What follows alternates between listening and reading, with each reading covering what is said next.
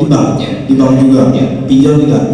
Pengakuan karyawan Bank BUMN, Honorer dan PNS Damkar di Palembang yang curi cek nasabah Rp99,5 juta.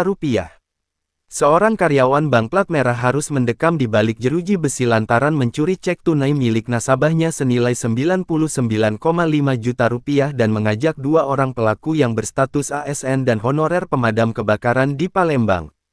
Tersangka bernama Teddy Juniansyah, 36, warga Kelurahan Bukit Baru, Kecamatan Ilir Barat yang berperan mencuri cek, Hartono, 36, honorer damkar warga Kelurahan Talang Aman, Kecamatan Kemuning, dan Ahmad Rusdi, 47, oknum PNS damkar warga Kelurahan Sukamulya Kecamatan Sematang Borang.